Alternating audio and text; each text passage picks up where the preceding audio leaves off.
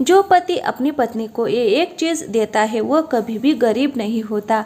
एक बार माता लक्ष्मी भगवान विष्णु से कहती है, हे प्रभु, एक पत्नी अपने पति से सबसे अधिक किस चीज की इच्छा रखती है? जब एक कन्या विवाह के बाद अपने ससुराल में जाती है तो वह अपने ससुराल वालों से तथा अपने पति से सबसे अधिक किस चीज की मांग रखती है, जो सुवर्ण, गहने, वस्त्र, भोजन आदि से भी बढ़कर है? तब भगवान विष्णु कहते हैं, हे देवी लक्ष्मी, आपने बहुत ही उत्तम प्रश्न किया है। आपके इस प्रश्न में संसार की समस्त स्त्रियों का कल्याण छिपा हुआ है। आपके इस अत्यंत महत्वपूर्ण प्रश्न का उत्तर देवी नंदिनी की कथा में छिपा हुआ है। तब माता लक्ष्मी कहती है, हे प्रभु, ये देवी नंदिनी कौन थी? उनके आचार विचार कैसे थे? मैं देवी नंदिनी के विषय में जानने के लिए उत्सुक हूँ। कृपया करके आप मुझे देवी नंदिनी का वृत्तांत सुनने की कृपा करें। तब भगवान विष्णु कहते हैं, हे देवी लक्ष्मी, नंदिनी गुणवान मनोकामना को पूर्ण करने वाली गाय थी। केवल नंदिनी का नाम अपने मुख से लेने मात्र से ही पापों का नाश होता है। देवी नंदिनी की ये महान कथा सुनने मात्र से ही मनुष्य के समस्त दुखों का नाश होता है और उसे सुख समृद्धि प्राप्त होती है।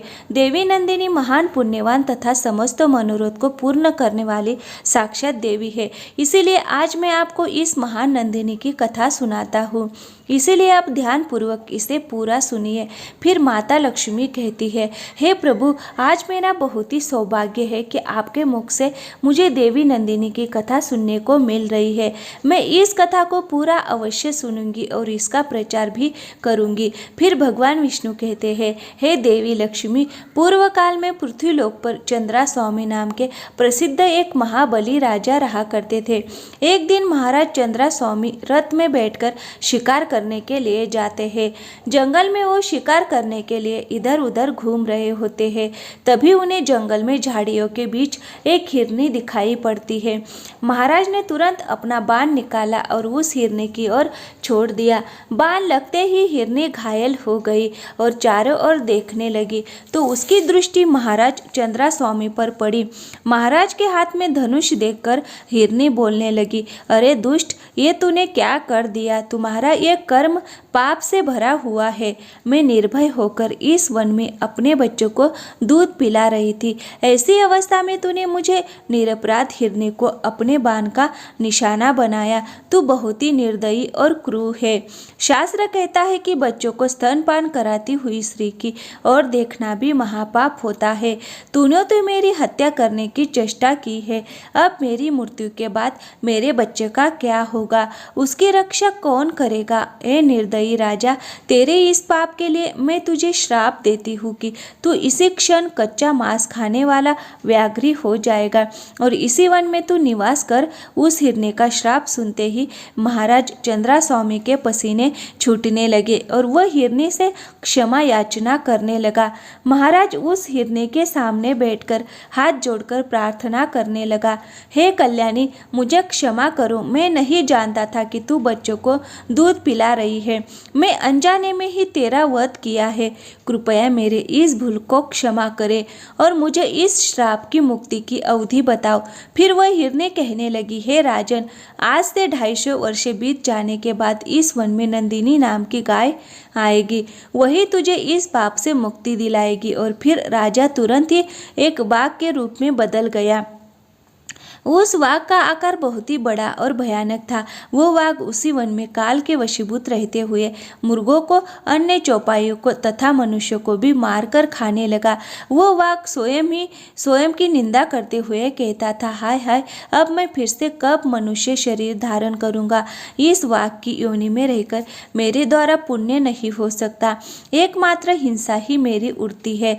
इसके द्वारा तो मुझे सदा दुख ही प्राप्त होंगे। इस प्रकार से कैसे मैं इस पाप से मुक्त हो पाऊंगा? जब उस वन में रहते हुए 250 वर्ष बीत गए तब एक दिन वहां पर गायों का एक बहुत ही बड़ा झुंड उपस्थित हुआ। उस वन में घास और जल की विशेष सुविधा थी। इस कारण से गायें वहां पर चरने के लिए आई थी। उस गाय के झुंड में एक बहुत ही सुंदर तथा संतुष्ट रहने वाली गाय थी। उसका नाम था नंदिनी। वही उस झुंड के प्रधान थी तथा सबसे आगे निर्भय होकर वह चला करती थी। एक दिन वह अपने झुंड से बिछड़कर चलते चलते उस वाघ के सामने जा पहुंची। उस गाय को देखते ही खड़ा हो गया और उसके पास जाकर कहने लगा, हे गाय, आज विधाता ने तुझे मेरा ग्रास नियुक्त किया है, क्योंकि तू स्वयं यहाँ चलकर आई है। उस वाघ के रोंगटे खड़े कर देने वाले निष्ठुर वचन सुनकर उस गाय को अपने बछड़े की याद आने लगी। उसका गला भर आया और वह रोते हुए अपने बछड़े के लिए हुंकार करने लगी। उस गाय को रोता हुआ देखकर वो वाघ बोला, अरे गाय, रोती क्यों हो? इस संसार में सभी प्राणी अपने कर्मों का फल ही भोगते हैं। तो खुद मेरे पास चलकर आई है, इससे जान पड़ता है कि तेरी मृत्यु आज ही लिखी हुई है। फिर तू व्यर्थ ही शोक क्यों कर रही है? अच्छा, तू बता तो किस लिए रो रही है? उस वाघ की बात सुनकर नंदिनी गाय ने कहा, हे वाघ, तुम्हें नमस्कार है। मेरा सारा अपराध क्षमा करो। मैं जानती हूँ कि तुम्हारे पास आए प्राणी की रक्षा असंभव है। अंत में मैं अपने जीवन के लिए शोक नहीं कर रही हूँ। मेरी मृत्यु तो एक न एक दिन होनी ही होगी। किंतु ये वाघ, मैं अभी कुछ ही समय पहले एक बछड़े को जन्म दिया है। ये मेरा पहला बछड़ा होने के कारण वो मुझे बहुत प्रिय है। मेरा बछड़ा अभी दूध पीकर ही जीवन चलाता है। घास तो वह खा ही नहीं सकता। इस समय वह घर में बंधा हुआ है और भूख से पीड़ित मेरी राह देख रहा है। उसी के कारण मुझे शोक हो रहा है। मेरे ना होने पर मेरा बछड़ा कैसे जीवन चलाएगा? मैं पुत्र मोह के वशीभूत हूँ और उसे दूध पिलाना चाहती हूँ। मुझे थोड़ी देर के लिए जाने दो। मैं अपने बछड़े को दूध पिलाकर प्यार से उसका मस्तक चाटूं और उसे कुछ उपदेश देकर अपनी सखियों से उसकी रक्षा करने का वचन लेकर तुम्हारे पास लौट आऊंगी। उसके बाद तुम इच्छा अनुसार मुझे खा लेना। यदि मैं फिर से लौट कर नहीं आई तो मुझे वही पाप लगेगा जो माता पिता का वध करने से लगता है, जो सोते हुए प्राणी को मारता है, जो एक बार अपने कन्या का दान करके फिर उसे दूसरे को देना चाहता है। उन्हें जो पाप लगता है वही पाप मुझे लगेगा। इस पाप के भय से मैं पुनः लौटकर आऊंगी। नंदिनी गाय की ऐसी शपथ को सुनकर वाघ को उस पर विश्वास हो गया और वह बोला, हे गाय, तुम्हारे इन शपथ पर मुझे विश्वास हो गया है, पर कुछ लोग तुमसे कहेंगे कि प्राण संकट में पड़ने पर विवाह में और गाय को संकट में से बचाने में जो शपथ ली जाती है उसे तोड़ने पर पाप नहीं लगता। किंतु तुम इन बातों पर विश्वास मत करना। इस संसार में कितने ही ऐसे नास्तिक हैं जो मूर्ख होते हुए भी खुद को पंडित कहते हैं। वह तुम्हारी बुद्धि को भ्रम में डाल देंगे। जिनके चित्त पर अज्ञान का पर्दा पड़ा है वो तुच्छ मनुष्य कुतर्क लगाकर तुम्हें शपथ तोड़ने के लिए भी कहेंगे, लेकिन तुम अपने वचन का पालन करना। फिर नंदिनी गाय बोली, हे वाघ, तुम्हारा कथन सत्य है। मैं वचन का पालन अवश्य करूंगी। फिर वाघ ने कहा, हे गाय, अब तुम जाओ और अपने पुत्र से मिलो, उसे दूध पिलाओ, उसका मस्तक चाटो तथा अपनी सखियों से मिलकर शीघ्र ही लौटकर यहाँ आ जाओ। फिर नंदिनी गाय उस वाघ से आज्ञा लेकर वहाँ से चली गई। उसके मुख पर आंसुओं की धारा बह रही थी। वह अत्यंत दुखी भाव से काँप रही थी। उसके हृदय में बड़ा दुख था। जैसे ही वह घर पर पहुंची और अपने बछड़े की पुकार सुनी, वह दौड़कर अपने बछड़े के पास पहुंच गई और आंसू बहाने लगी। अपनी माता को रोता हुआ देखकर बछड़ा बोला, हे माता, आज तुम अत्यंत डरी हुई दिखाई पड़ती हो, क्या हुआ? फिर नंदिनी गाय बोली, बेटा, स्तनपान करो, ये हमारी अंतिम भेंट है। अब से तुम्हें माता का दर्शन नहीं हो पाएगा। आज एक दिन मेरा दूध पी लो, मुझे अभी लौटकर जाना है। मैं वाघ को वचन देकर आई हूँ। भूख से पीड़ित उस वाघ को मुझे अपना जीवन अर्पण करना है। बछड़ा बोला, माँ, तुम जहाँ जाना चाहती हो वहाँ मैं भी चलूँगा। तुम्हारे बगैर मैं कैसे जी पाऊँगा? तुम्हारे साथ मेरा भी मर जाना अच्छा है। माँ, तुम नहीं रहोगी तो मैं अकेले भी मर ही जाऊँगा। यदि वाघ तुम्हारे साथ मुझे भी मार डालेगा तो निश्चय ही मुझको उत्तम गति मिलेगी। जो मातृभक्त पुत्र को मिलती है। अंततः तुम्हारे साथ अवश्य चलूंगा। माता से बिछड़े हुए बालक का जीवन बहुत दुष्कर होता है। दूध पीने वाले बालक के लिए माता के समान संसार में दूसरा कोई नहीं है। माता के समान रक्षक, माता के समान आश्रय, माता के समान स्नेह, माता के समान सुख तथा माता के समान देवता इस लोक में तो क्या, परलोक में भी नहीं है। फिर नंदिनी गाय ने कहा, बेटा मेरी मृत्यु नियत है, तुम वहाँ मत आना। जिसकी मृत्यु नियत है केवल उसी की ही होती है। तुम्हारे लिए मेरा ये अंतिम संदेश है। मेरे वचनों का पालन करते रहो, यही मेरी अंतिम इच्छा है। जल के समीप अथवा वन में घूमते समय कभी प्रमाद ना करना। प्रमाद करने से सभी प्राणी नष्ट हो जाते हैं। लोभ करके ऐसी घास को चरने के लिए कभी मत जाना जो किसी दुर्गम स्थान में हो, क्योंकि लोभ करने से सर्वनाश हो जाता है। लोभ के कारण विद्वान पुरुष भी भयंकर पाप कर बैठते हैं। और हर किसी पर विश्वास भी मत करना। लोभ, प्रमाद और हर एक पर विश्वास करना, इन तीनों कारणों से प्राणी का नाश होता है। इन तीन दोषों का परित्याग करना चाहिए। बेटा जिसने एक बार विश्वास तोड़ दिया हो उस पर कभी विश्वास नहीं करना चाहिए, और जिस पर अधिक भरोसा हो उस पर भी आंख बंद करके विश्वास नहीं करना चाहिए, क्योंकि दूसरों पर विश्वास करने से भय उत्पन्न होता है और विश्वास करने वाला ही नष्ट हो जाता है। दूसरों का तो क्या, अपने शरीर का भी विश्वास नहीं करना चाहिए। ये कब साथ छोड़ जाए इसका भी कोई भरोसा नहीं है। तुम धर्म का चिंतन करो। मेरी मृत्यु से तुम्हें घबराना नहीं चाहिए, क्योंकि एक ना एक दिन सभी की मृत्यु होनी ही है। बेटा तुम शोक छोड़कर मेरे वचनों का पालन करो। इतना कहकर नंदिनी गाय अपने पुत्र का मस्तक चाटने लगी और अत्यंत शोकाकुल होकर रोने लगी। फिर वह अपने पुत्र को निहारते हुए अपनी सखियों के पास चली गई और अपनी सखियों को सारी हकीकत बता दी। नंदिनी गाय कहने लगी, हे सखियों, मैंने जाने अनजाने में यदि तुमसे कोई भी अप्रिय बात कह दी हो अथवा कोई अपराध किया हो तो उसके लिए तुम मुझे क्षमा कर देना। मेरे जाने के बाद मेरे बालक पर सदा क्षमा भाव रखना। मेरा बछड़ा दीन, अनाथ और व्याकुल है, उसकी तुम रक्षा करना। मैं तुम्हें उसे सौंप रही हूँ। अपने पुत्र के भांति इसका पोषण करना। नंदिनी गाय की बात सुनकर उसकी सखियों को बड़ा दुख हुआ। सभी सखियाँ आश्चर्य में पड़कर बोली, बड़े आश्चर्य की बात है। वाक्य कहने पर सत्यवादी नंदिनी फिर से उस भयंकर वाघ के पास जाना चाहती है। स्वयं के प्राण बचाने के लिए शपथ और सत्य का त्याग करना चाहिए और शत्रु को धोखा देना चाहिए। सखिया बोली, हे नंदिनी, अपने बछड़ों को छोड़कर तुम वहां पर मत जाओ। सत्य के लोभ से जो तू उस वाघ के पास जा रही है, ये तू अधर्म कर रही है।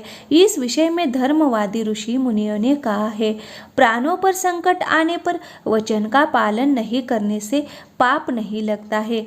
यदि झूठ बोलकर प्राणों की रक्षा होती है तो वो अधर्म नहीं, धर्म ही कहा जाता है। फिर नंदिनी कहती है, हे सखियों, दूसरों के प्राण बचाने के लिए मैं भी झूठ बोल सकती हूँ, किंतु खुद के प्राणों की रक्षा के लिए मैं झूठ नहीं बोल सकती। ये अधर्म है। जीव अकेले ही गर्भ में आता है और अकेले ही मरता है। अकेले ही उसका पालन पोषण होता है तथा अकेले ही वह सुख दुख भोगता है। इसीलिए मैं सदा सत्य ही बोलूँगी। सत्य पर ही संसार टिका हुआ है। सत्य के कारण ही समुद्र अपनी मर्यादा का उल्लंघन नहीं करता। स्वर्ग, धर्म तथा मोक्ष सब सत्य के मार्ग पर चलकर ही प्राप्त किया जा सकता है। जो अपना वचन तोड़ता है वह अपने सभी पुण्य कर्मों को नष्ट कर डालता है। सत्य ही अगाध जल से भरा हुआ तीर्थ है। जो उस तीर्थ में स्नान करता है वह सब पापों से मुक्त होकर परम गति को प्राप्त करता है।